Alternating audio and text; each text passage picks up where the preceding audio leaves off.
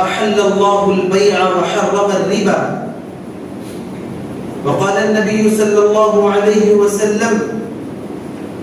درهم ربا يأكله الرجل وهو يعلم أشد من 76 زنية. معزز و محترم بزرگوں، نوجوان بھائیوں، پیارے بچوں اور پردہ نشین ماؤں اور بہنوں، یقیناً آج کا موضوع انتہائی حساس اور بہت ہی اہم ہے۔ شریعت اسلامیہ نے انسانوں کی زندگی سے متعلق ہر مسئلے میں، ہر معاملے میں رہنمائی کی ہے، کیونکہ یہ ایک مستقل نظام حیات ہے، یہ ایک ضابطہ ہے، پوری زندگی کا نظام ہے۔ اسلام نے، شریعت اسلامیہ میں رب العالمین نے ہر مسئلے سے متعلق، انسانی زندگی کے ہر موڑ سے متعلق دین اسلام کے اندر رہنمائی دی ہے۔ چنانچہ عبادات سے متعلق ہو یا معاملات سے متعلق ہو، ہر معاملے میں ہمیں رہنمائی کی گئی ہے۔ اللہ کے نبی صلی اللہ علیہ وسلم جب دنیا میں تشریف لائے تو مکے کے اندر مختلف بازاریں ہوا کرتی تھیں، جہاں پر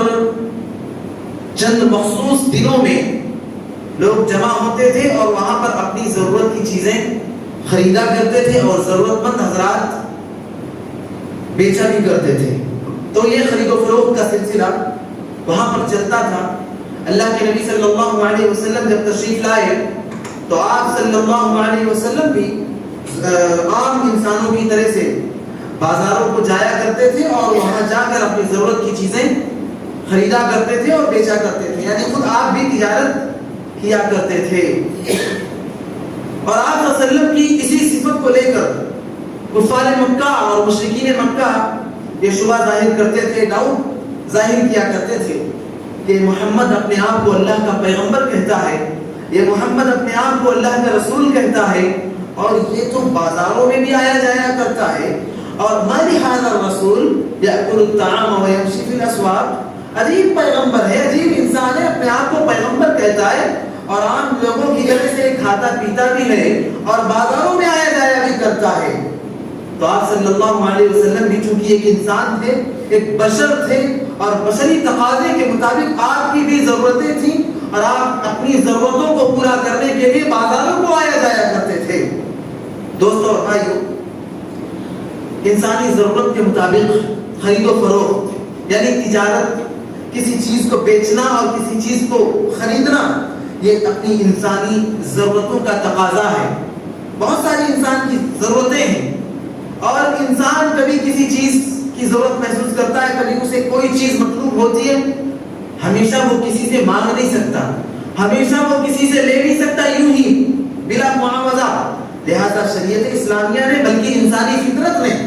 ایک یہ اصول رکھا ہے کہ انسان اپنی ضرورت کی چیز اگر اسے بلا معاوضہ ملنے کا امکان نہ ہو تو وہ جا کر کسی سے خرید سکے، وہ معاوضہ دے کر، وہ کچھ رقم دے کر وہ چیز خرید سکے۔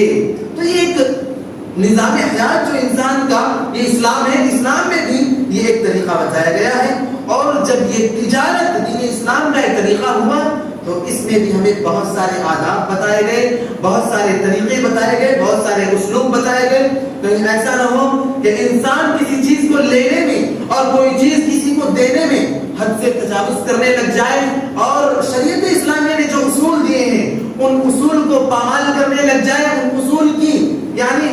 کی ناقدری کرنے لگ جائے، کہیں ایسا نہ ہو۔ شریعت اسلامیہ نے اصول بتلائے ہیں، لہذا چونکہ تجارت اور خرید و فروخت یہ امور کا حصہ ہے، معاملات کا حصہ ہے، اس لیے الاصل فی الامور الاباحہ، یہ اصول فقہ کا ایک اصول ہے کہ معاملات میں اصل حلال ہے، یعنی تمام معاملات حلال ہیں، تمام معاملات جائز ہیں، سوائے ان کے جن کے معاملے میں شریعت اسلامیہ نے حد بندی کی ہے، جن کے معاملے میں شریعت اسلامیہ نے ہمیں روک تھام کی ہے اور ہمیں طریقے بتائے کہ اگر یہ حدود ہیں، یہ باؤنڈری ہے، اگر ہم اس کو تجاوز کریں گے، اگر ہم اس کو کراس کریں گے، اگر ہم ان حدود کو پار کریں گے تو ہم شریعت اسلامیہ کے جو بتلائے ہوئے اصول ہیں ان کی ناقدری کرنے والے بن جائیں گے۔ دوستوں اور بھائیوں، اصولی طور پر یہ بات جان لینی چاہیے، میں تفصیل میں نہیں جاؤں گا، اصولی طور پر یہ بات جان لینی چاہیے کہ تجارت کے اصول، تجارت کے معاملات، اگر ہم مساجد میں تجارت کرتے ہیں تو اللہ کے نبی صلی اللہ علیہ وسلم نے مساجد چونکہ اللہ کا گھر ہے، وَأَنَّ الْمَسَاجِدَ لِلَّهِ فَلَا تَدْعُوا مَعَ اللَّهِ أَحَدًا، مساجد یہ اللہ کا گھر ہے اور مساجد کے بنیادی مقصد اللہ رب العالمین کی عبادت ہوا کرتا ہے، اس لیے مساجد میں تجارت سے، مساجد میں خرید و فروخت کرنے سے، مساجد میں کوئی چیز خریدنے اور کوئی چیز بیچنے سے شریعت اسلامیہ نے، اللہ اور اس کے رسول صلی اللہ علیہ وسلم نے ہمیں روکا ہے اور منع کیا ہے۔ لہذا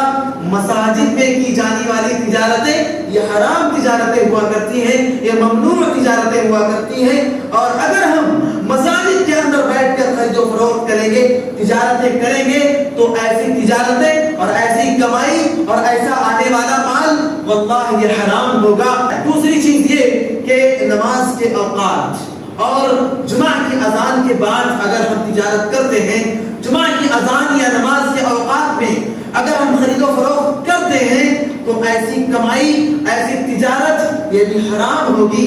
اور یہ دراصل اگر اذان ہو جاتی، اذان جمعہ کی اذان ہوتے ہی اللہ رب العالمین نے ہمیں تعلیم دی ہے کہ اذا نودی للصلاۃ من یوم الجمعہ فاسعوا الی ذکر اللہ وذروا البیع، جب جمعہ کے دن اذان ہو جائے تو خرید و فروخت کو چھوڑ دو، تو دنیاوی معاملات کو چھوڑ دو، تو اپنی ذاتی زندگی کے دوسرے معاملات انہیں ترک کر دو، اور وذروا البیع، اور مسجدوں کی طرف جاؤ۔ اذا نودی للصلاۃ من یوم الجمعہ فاسعوا الی ذکر اللہ، اللہ کے ذکر کی طرف دوڑ پڑو، مسجدوں کی طرف لپک جاؤ، اللہ کی عبادت کی طرف دوڑ پڑو۔ ہمیں دنیاوی معاملات میں نہیں لگنا، ہمیں دنیاوی تجارتوں میں، کاروبار میں، خرید و فروخت میں اور ذاتی معاملات میں، دنیاوی معاملات میں ہمیں وقت نہیں لگانا۔ جمعہ کے دن اذان ہو جائے، اذان کے بعد صرف اور صرف ایک کام رہ جاتا ہے، اور وہ کام ہے دوڑ کر مسجدوں کی طرف آ جانا، اللہ کی عبادت میں محو ہو جانا، مصروف ہو جانا، اللہ کی عبادت میں لگ جانا۔ خطیب دین اسلام کی جو باتیں اور جو پیغامات آپ کے ساتھ شیئر کر رہے ہیں، دین اسلام کی جو باتیں آپ کو بتا رہے ہیں، پوری توجہ کے ساتھ ان باتوں کو سننا، کیونکہ ہفتے میں صرف ایک دن آتا ہے جس میں ہم پوری توجہ کے ساتھ شرعی طور پر پابندی کے ساتھ، صرف ایک دن ایسا آتا ہے جس میں ہم دین اسلام کی باتیں سننے کے لیے تمام معاملات کو چھوڑ کر آ جاتے ہیں۔ سنڈے کے دروس بھی ہوتے ہیں، دوسرے جلسے جلوس بھی ہوتے ہیں جس میں ہم اپنے دوسرے کام کاج کر سکتے ہیں۔ اس وقت ہمارے اوپر لازمی پابندی نہیں ہوتی کہ نہیں سنڈے کے درس میں اگر ہم حاضر نہیں ہوں گے تو ہم مجرم بن جائیں گے، سنڈے کے درس میں یا کسی اور جلسے میں یا مجلس میں یا کانفرنس میں شریک نہیں ہوں گے تو ہم گنہگار بن جائیں گے۔ ایسا معاملہ اس وقت نہیں ہوتا، لیکن جمعہ کے دن کا معاملہ ایسا ہے کہ اگر ہم جمعہ کے خطبے میں وقت کی پابندی کے ساتھ شریک نہیں ہوتے تو ہم گنہگار بن جائیں گے اور ہم شریعت اسلامیہ کے اس اصول کی پابندی کرنے والے بن جائیں گے۔ اور اگر ہم اس وقت میں تجارت میں لگے رہیں، ہم اگر اس وقت میں کھیتی میں لگے رہیں، کسانی میں لگے رہیں، ہم اگر اس وقت کو بھی اپنے بیوی بچوں کے ساتھ گزارنے میں لگے رہ جائیں، یقین جانے ہم شریعت اسلامیہ کے اتنے پاکیزہ اور مقدس اصول کو پامالی کرنے والے بن جائیں گے۔ ایسے وقت میں اگر ہم کچھ کما رہے ہیں، 4 پیسہ کما رہے ہیں، واللہ وہ 1 روپیہ بھی اگر ہم کما رہے ہیں تو وہ حرام ہوگا ہمارے لیے، وہ ناجائز ہوگا ہمارے لیے۔ ہاں یہ اور بات ہے کہ بستی میں 1 سے زائد مسجدیں ہوں اور ایسا معاملہ ہو کہ ایک مسجد میں اذان 12:30 پر ہو، ایک مسجد میں اذان 1 بجے ہو، ایک مسجد میں اذان کسی اور وقت ہو، تو ایسی صورتحال میں ہمیں یعنی یہ پابندی ہمارے اوپر نہیں ہوگی۔ البتہ ہم نے شروع کے تمام اذانوں کا خیال نہیں رکھا، یہ سوچ کر کہ آخر میں جو جہاں پر اذان ہے، آخری اذان کا جو وقت ہے اس وقت ہم تجارت کو چھوڑ چھاڑ کر مسجد چلے جائیں گے، یہ سوچا ہم نے، لیکن بعد میں ہماری تجارت کا سلسلہ اتنا لمبا ہو گیا، ہمارے جو کسٹمرز تھے جو ہماری دکان پر وہ اتنے زیادہ آ گئے کہ ہم کنٹرول نہیں کر سکے، اور نتیجہ یہ ہوا کہ آخر اذان کا جو آخری وقت ہے وہ بھی ہم کراس کرنے لگ گئے۔ تو یہ یقین رکھ لیں کہ ایسی صورت میں اذان کے بعد کا جو وقت ہے، اس وقت میں ہم جو تجارت کر رہے ہیں، اس وقت میں جو ہم کما رہے ہیں، وہ ساری کی ساری کمائی اور وہ ساری کی ساری تجارت اور وہ ساری کی ساری آمدنی اور وہ ساری کی ساری انکم ہمارے لیے حلال اور جائز نہیں ہوگی، وہ ہمارے لیے حرام ہوگی۔ یہ تو عام سی باتیں ہیں۔ ان کے بعد شریعت اسلامیہ نے تجارت کے لیے جو اہم اصول بتائے ہیں، تین باتیں ہیں، تین باتیں ہماری تجارت میں، ہماری خرید و فروخت میں، ہمارے بزنس میں، وہ تین باتیں اگر نہیں ہیں تو ہماری تجارت کلی طور پر حلال اور جائز ہے۔ ہماری خرید و فروخت میں، ہمارے کاروبار میں یہ تین معاملات نہیں ہیں تو ہم حلال کمانے والے ہیں، اور اگر کہیں نہ کہیں ان تین معاملات میں سے کوئی ایک چیز بھی داخل ہو جاتی ہے تو یقین جانیں کہ ہمیں اپنی کمائی پر، ہمیں اپنے بزنس پر، ہمیں اپنے کاروبار پر نظر ثانی کرنے کی ضرورت ہے، ورنہ کہیں نہ کہیں جا کر ہم اپنی کمائی حرام کرنے والے بن جائیں گے، اور ہماری زندگی میں حرام خوری کہیں نہ کہیں آ جائے گی، ہم کہیں نہ کہیں حرام کھانے والے بن جائیں گے۔ دوستو اور بھائیو، ان میں سب سے پہلی چیز ہے کہ ہم جس چیز کی تجارت کر رہے ہیں، جس چیز کو ہم بیچ رہے ہیں، وہ چیز ہماری کلی ملکیت ہو۔ کیا مطلب؟ کہیں ایسا نہ ہو کہ ہم جس چیز کو بیچ رہے ہوں وہ چیز ہماری ہو ہی نہ، ہم کسی اور کی چیز کو بیچ رہے ہوں۔ بس عام طور پر جو لوگ یعنی پراپرٹی کی ڈیلنگ کرنے والے لوگ ہیں، جو لوگ یعنی زمینوں کی خرید و فروخت میں جو لوگ زیادہ تر ایسا کاروبار کرتے ہیں، ان کے پاس کہیں نہ کہیں یہ چیز پائی جاتی، سارے لوگ نہیں، بہت سارے لوگ، بعض لوگ، ان کے پاس یہ چیز پائی جاتی ہے کہ کوئی پلاٹ ہے اور اس پلاٹ کو جو اہم ڈیلر ہے، جو جس کا پلاٹ ہے، اس سے بات کر لیا اور اس سے کہہ دیا کہ ٹھیک ہے میں اسے بیچ لوں گا، اور ابھی اسے رقم نہیں دیا اور پوری طرح سے اپنی ملکیت میں بھی اس پلاٹ کو نہیں لیا، اس کی رجسٹری ہمارے نام پر ابھی نہیں ہوئی، وہ زمین ہماری نہیں ہوئی، اور پھر کرتے کیا ہے ہم کہ اس زمین کو، وہ جو زمین ہماری نہیں ہے، جس زمین کی قیمت ہم نے ادا نہیں کی ہے، جو زمین ہماری ملکیت کا حصہ نہیں بنی ہے، اس زمین کی ہم خرید و فروخت کرتے ہیں، اس زمین کی ہم تجارت کرتے ہیں۔ نتیجہ کیا ہوتا ہے کہ وہ زمین جو ہماری نہیں تھی، جب ہم اسے بیچتے ہیں، بیچنے کے بعد جو تیسرا جو خریدنے والا شخص ہے، تیسرے نمبر کا جو شخص ہے جو اسے خریدنے والا ہے، جب وہ اس کی قیمت ادا کرتا ہے تو اس قیمت میں سے جو قیمت جس شخص کی زمین ہے وہ اس نے لگایا ہوا ہوتا ہے، وہ قیمت ہم اسے دیتے ہیں، اور باقی بچت جو ہوتی ہے اسے ہم منافع سمجھ کے رکھ لیتے ہیں۔ یاد رکھیں یہ ہماری ملکیت ابھی بنی ہی نہیں ہے، یہ ہماری ملکیت کا حصہ ابھی بنی ہی نہیں ہے، پھر ہم کیسے اس کو یعنی اس کی خرید و فروخت کر سکتے ہیں، کیسے ہم اس کی تجارت کر سکتے ہیں، کیسے ہم اسے بیچ سکتے ہیں جبکہ وہ ہماری چیز ہے ہی نہیں۔ اسی طرح سے بہت سارے لوگ جو یعنی جو لوگ ماربل وغیرہ کا بھی کاروبار کرتے ہیں، جو لوگ اینٹوں کا اور ان چیزوں کا بھی کاروبار کرتے ہیں، ان کے پاس بھی کہیں نہ کہیں یہ چیز کہیں نہ کہیں سے آ جاتی ہے کہ وہ چیز بہت سارے لوگ انہیں آرڈر دے چکے ہوتے ہیں، آرڈر لے لیتے ہیں، وہ لوگ ہے نا آرڈر لے لیتے ہیں کہ بھائی ٹھیک ہے تمہیں یہ چیز ہم دیں گے، ان کے پاس وہ ہوتی نہیں ہے وہ چیز، قیمت بھی لے لیتے ہیں، آرڈر بھی لے لیتے ہیں، اور قیمت جو متعین ہوتی وہ بھی لے لیتے ہیں، کہیں ایسا نہ ہو کہ بعد میں جب وہ چیز ہمارے پاس آئے گی جس کی ہم مالک نہیں تھے اور وہ چیز ہم بیچ چکے تھے، بعد میں وہ چیز ہمارے پاس آئے گی، اس وقت تک اس کی قیمتیں بڑھ چکی ہوں گی، اس وقت تک اس کی قیمتیں بڑھ چکی ہوں گی، اور ایسی صورت میں امکان ہے کہ بیچنے والا جو انسان ہے وہ نقصان میں، خسارے میں اور گھاٹے میں پڑ سکتا ہے، یا اس وقت تک اس کی قیمت بہت زیادہ ہو چکی ہوگی، ایسی صورت میں بھی ان میں سے کوئی ایک نقصان میں پڑ سکتا ہے۔ لہذا ضرورت اس بات کی ہے کہ جب تک جس چیز کی ہم تجارت کر رہے ہیں، جب تک جو چیز ہم خرید رہے ہیں، بیچ رہے ہیں، وہ چیز ہماری ملکیت کلی نہ بن جائے، اس کے ہم مکمل طور سے مالک نہ بن جائے، ہم اس کی تجارت نہیں کریں۔ اگر ہم ایسے کرتے ہیں تو کہیں نہ کہیں ہمارے مال میں آنے والا حصہ وہ حرام حصہ ہو جاتا ہے، کہیں نہ کہیں ہمارے مال میں آنے والا حصہ، ہماری کمائی، ہماری انکم حرام انکم بن جاتی ہے اور زندگی بھر جس چیز کو ہم کھا رہے ہوتے ہیں وہ حرام ہو جاتی ہے. اسی طریقے سے ایک اور چیز، ہر وہ تجارت اور ہر وہ کاروبار جس کے اندر نزاع کا امکان ہو، نزاع کا امکان مطلب جس کے اندر باہمی اختلاف ہو سکتا ہو، جس کے اندر بحث اور تکرار کا امکان ہو، جس کے اندر لڑائی جھگڑا ہو سکتا ہو، ایسی تجارت بھی شریعت اسلامیہ میں جائز اور حلال نہیں ہے. مثال کے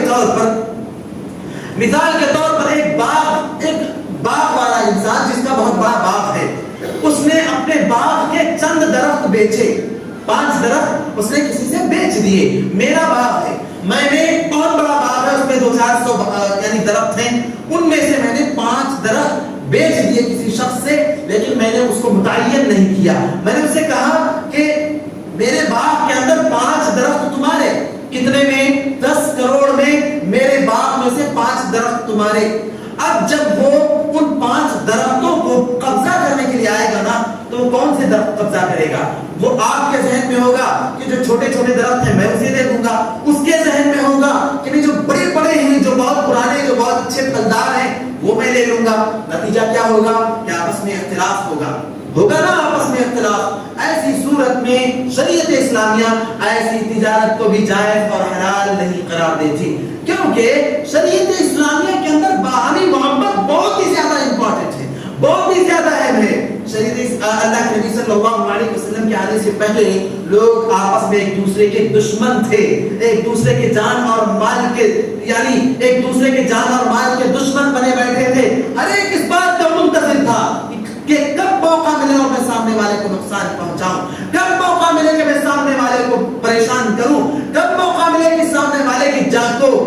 اور مال اس کی لوٹ لوں. یہ بالکل یہ صورتحال بنی ہوئی تھی. لیکن جب اللہ رب العالمین نے جناب محمد رسول اللہ صلی اللہ علیہ وسلم کو پیغمبر بنا کر بھیجا،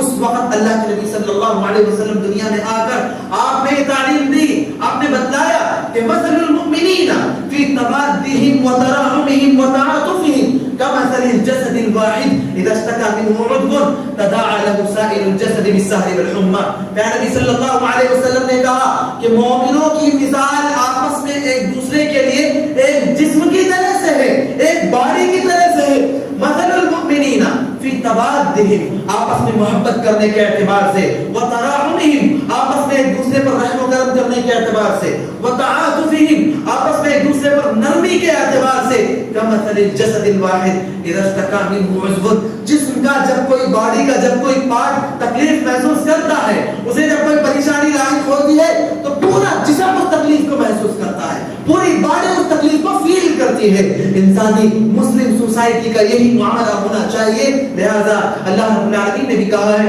کہ ذرا یاد کرو اس وقت کو جبکہ تم آپس میں ایک دوسرے کے دشمن تھے، اذ کنتم اعداء فالف بین قلوبکم فاصبحتم بنعمته اخوانا، تم آپس میں ایک دوسرے کے دشمن تھے. اللہ رب العالمین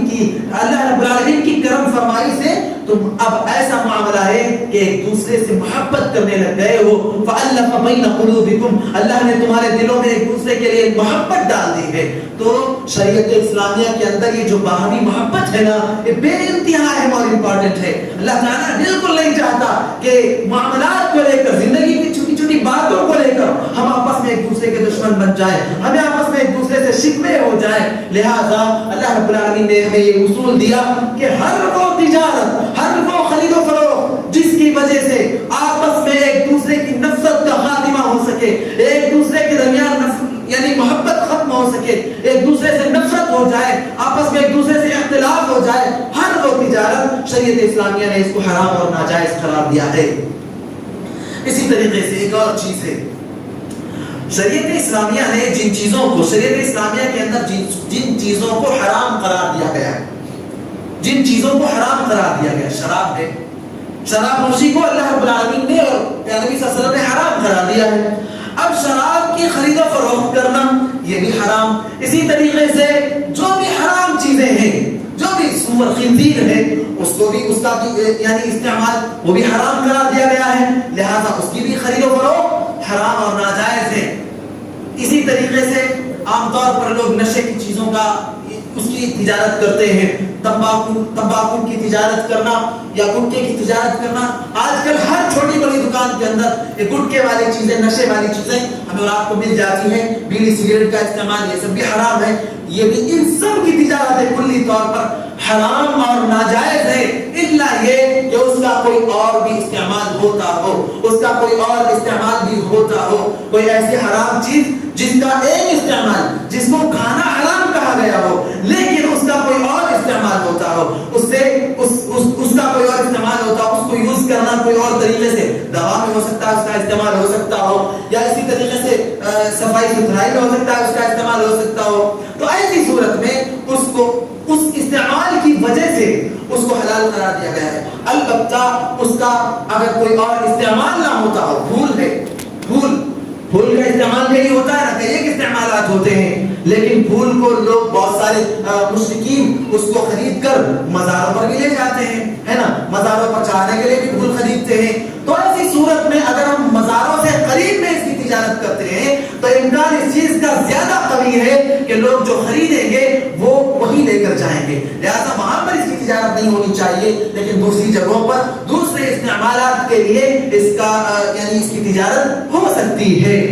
اسی طریقے سے ایک اور اہم چیز ہے، وہ اہم چیز یہ ہے کہ ہمارا کاروبار اور ہماری تجارت کے اندر اگر کسی نہ کسی ذریعے سے سود کا اور انٹرسٹ کا شائبہ بھی پایا جاتا ہے تو ایسی تجارت حرام اور ناجائز ہوگی. میرے دوستوں اور بھائیوں، اللہ کے نبی صلی اللہ علیہ وسلم نے فرمایا درہم ربا یأکلہ الرجل وهو يعلم اشد من 76 سنیہ. اللہ کے نبی صلی اللہ علیہ وسلم فرمایا کہ انسان جانتے بوجھتے بھی رتی بھر بھی سود اور ربا اور انٹرسٹ کھا لیتا ہے. کھانے کا مطلب اس کا استعمال کر لیتا ہے زندگی کے کسی بھی معاملے سے متعلق ہو. صرف کھانے کا معاملہ نہیں ہے بلکہ اس کا کسی بھی کوئی اور بھی استعمال ہو، اگر استعمال کر لیتا ہے درہم ربا، ایک درہم یعنی چھوٹی سی مقدار بھی اگر ہو اس کی، جانتے بوجھتے اگر اس کا استعمال کر لیا، کہا کہ اشد من 76 سنیہ، 70 پر 6 زنا سے بھی زیادہ خطرناک ہے رتی بھر سود اور بیاج کا استعمال. اور ایک اور حدیث ہے جس میں اللہ کے نبی صلی اللہ علیہ وسلم نے فرمایا کہ الربا، کہا کہ سود کے 70 سے زائد دروازے ہیں، ایسرہ ان ینکح الرجل امہ، اللہ اکبر، کہا کہ اس کا سب سے ادنا سب سے معمولی دروازہ یہ ہے کہ کوئی شخص نعوذ باللہ اس بات کا تصور بھی ہم نہیں کر سکتے کہ کوئی شخص اپنی ماں کے ساتھ مکالہ کرے، والعیاذ باللہ. تو سود کا سب سے چھوٹا درجہ، سب سے معمولی درجہ. اور میں آپ کو بتاؤں کہ سودی کاروبار، ایسا سودی کاروبار جس کے اندر کہیں نہ کہیں آ کر سود کا شائبہ پایا جاتا ہو، اس کی ایک معمولی مثال جو آج ہم میں بہت زیادہ عام ہے، بہت زیادہ عام ہے، اس قدر عام ہے کہ شاید اگر لوگوں کو بتایا جائے کہ آپ کا یہ جو کاروبار ہے کہیں نہ کہیں اس کے اندر سود کا شائبہ پایا جاتا ہے تو تعجب کرنے لگ جائیں گے. لیز پر گھر دینا، زمینیں دینا، کھیت دینا، یعنی ایک بڑی قیمت ایک ساتھ وصول کر لیتے ہیں، اور جب تک وہ قیمت قرض ہوتی ہے اور اس قیمت میں اس گھر کا کرایہ نہیں ہوتا، وہ قیمت قرض ہوتی ہے، تو جب تک وہ قرض جب تک واپس نہیں لوٹا دیتا وہ بندہ جس نے قرض لیا ہے، جس کا گھر ہے، جب تک وہ واپس نہیں لوٹا دیتا سامنے والے کو، یعنی جس نے گھر پر قبضہ کیا ہے، جو قرض دینے والا بندہ ہے، اس کا حق ہے کہ وہ اس گھر پر اپنا قبضہ رکھ سکتا ہے. نتیجہ اس کا کیا ہوتا ہے کہ بہت سارے ایسے لوگ جنہوں نے لیز پر گھر دیے ہوئے ہیں، جنہوں نے یعنی ایسے لیز پر اپنے بڑے بڑے جائیداد پراپرٹیز اور بڑے بڑے اپنے کھیت کھلیان لیز پر دیے ہوئے ہیں، ایک بڑی مقدار بڑی رقم لے کر انہوں نے اپنی زمینیں داؤ پر لگائے ہوئے ہیں. کئی بار ایسا ہوتا ہے کہ ایسے لوگ گھاٹے میں ہو جاتے ہیں اور وہ بڑی رقم جو انہوں نے قرض کے طور پر لی ہے وہ اسے ادا نہیں کر پاتے. نتیجے میں وہ اپنے اچھے قیمتی گھروں سے ہاتھ دھو بیٹھتے ہیں، وہ اپنی پراپرٹیز سے ہاتھ دھو بیٹھتے ہیں، وہ اپنی زمین اور جائیداد سے ہاتھ دھو بیٹھتے ہیں. لہذا اس کے اندر بھی کہیں نہ کہیں سود اور ربا کا اور انٹرسٹ کا شائبہ پایا جاتا ہے. لہذا صحیح قول کے مطابق یہ چیز بھی یہ ناجائز اور حرام ہے. یہ چند شکلیں تھیں حرام کاروبار کی. دوستوں اور بھائیوں، آخری بات مختصراً بے انتہا مختصراً آخری بات میں آپ کی خدمت میں رکھتا ہوں. یہ شکلیں جو میں نے بتائی ہیں ان میں بہت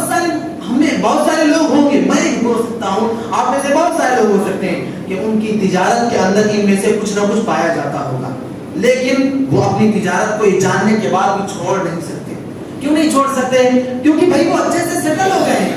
ان کا کاروبار مضبوط ہو گیا ہے. کیسے چھوڑ دیں وہ اپنے کاروبار کو؟ نبی صلی اللہ علیہ وسلم کی حدیث ہے, یاتی علی الناس زمان لا یبالی المرء ما اخذ منه امن الحلال ام من الحرام. ایک زمانہ ایسا آئے گا کہ لوگوں کو اس بات کی رتی بھر بھی پرواہ نہیں ہوگی کہ وہ جو کما رہے ہیں, وہ جو حاصل کر رہے ہیں, وہ حلال ذریعے سے کما رہے ہیں یا حرام ذریعے سے. اور یاد رکھیں آج وہی صورتحال ہے کہ لوگوں کو اس بات کی رتی بھی پرواہ نہیں ہے. لوگ, بہت سے ایسے لوگ ہیں, معاف کیجئے گا میں آپ میں سے کسی کو نہیں جانتا, لیکن بہت سے ایسے لوگ ہیں آج ہماری سوسائٹی میں کہ وہ اول صف کے مصلی ہیں, اول صف میں نماز پڑھنے والے ہیں, لیکن ان کے اپنی تجارتیں, ان کے اپنے کاروبار سودی کاروبار ہیں, ان کے اپنے کاروبار نشے کے معاملات کے کاروبار ہیں, ان کے اپنے کاروبار حرام کاروبار ہیں. زندگی بھر وہ حرام کما رہے ہیں, اپنے بچوں کو حرام پر پال رہے ہیں, ان کی پرورش حرام پر ہو رہی ہے. میرے بھائیوں اور دوستوں, پھر ہم شکوے کرتے ہیں کہ اللہ ہماری دعائیں قبول نہیں کرتا. اللہ تعالیٰ کیسے دعائیں قبول کرے؟ نبی صلی اللہ علیہ وسلم نے فرمایا کہ ایک شخص آتا ہے بڑی دور دراز سے سفر کر کے, اللہ تبارک و تعالیٰ کے پاس ہاتھ اٹھا کر روتا ہے, گر گراتا ہے, اللہ تعالیٰ سے دعائیں مانگتا ہے, لیکن وَمَطْعَمُهُ حَرَامٌ وَمَلْبَسُهُ حَرَامٌ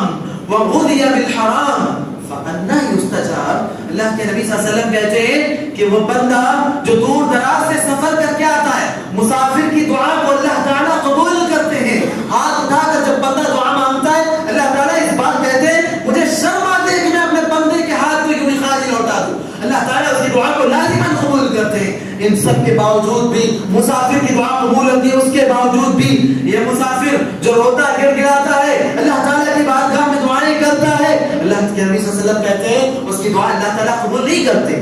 اللہ تعالیٰ اس کی دعا کو رد کر دیتے ہیں. کیوں؟ اس لیے کہ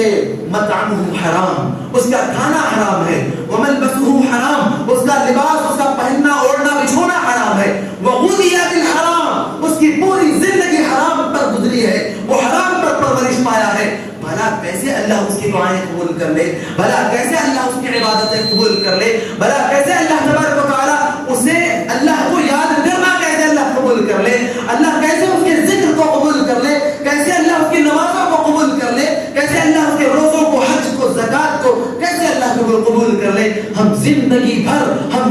بھر نیک اعمال کرتے رہ جائیں, ہم زندگی اپنی پوری اللہ کی عبادت میں گزارتے ہیں, لیکن میرے بھائیوں اللہ کی قسم میری بات کو ذہنوں میں بٹھا لیں, اگر ہم نے کاروبار شروع کرنے سے پہلے یہ بات نہ سوچی کہ میں جو کاروبار شروع کرنے جا رہا ہوں کہیں اس میں کوئی ایسی بات نہ ہو کہ میں حرام کھانے والا بن جاؤں, اگر ہم نے یہ نہیں سوچی تو یاد رکھیں ہماری کہیں نہ کہیں ہماری یہ جو تجارتیں ہوں گی وہ حلال راستے سے کہیں نہ کہیں اللہ نہ کرے ہو جائیں, اور پھر ہماری زندگی بھر کی عبادتیں خراب ہو جائیں گی, ہماری پوری زندگی حرام پر پلنے اور پڑنے والی بن جائے گی. اللہ سے میں دعا کرتا ہوں الہ العالمین ہم سب کو صحیح سمجھ عطا فرما دے, الہ العالمین ہم سب کو کامل ایمان والا بنا دے, الہ العالمین ہمارے دلوں میں اتنا ایمان آ جائے کہ جب ہم حق بات کو جان لیں تو اسے اختیار کر لیں, ہم اس حق بات کو قبول کر لیں. الہ العالمین تو ہم سب کو اپنے سچے اور پکے مومنوں کی فہرست میں شامل کر لے. الہ العالمین ہم سب کو تو اپنے مقرب بندوں میں شمار کر لے. الہ العالمین ہم میں جو پریشان حال ہیں ان سب کی پریشانیوں کو دور فرما دے. الہ العالمین ہم میں جو بیمار لوگ ہیں ان کی بیماریوں کو دور فرما دے. الہ العالمین ہم میں جو مقروض ہیں ان کی قرض کی ادائیگی کا انتظام فرما دے. الہ العالمین ہم میں جو نوجوان بچے اور بچیاں اچھے رشتوں کے انتظار میں ہیں ان کے لیے بھی اللہ تبارک و تعالیٰ تو مدد فرما دے. اقول قولی هذا واستغفر الله لي ولكم ولسائر المسلمين من كل ذنب انه هو الغفور الرحيم.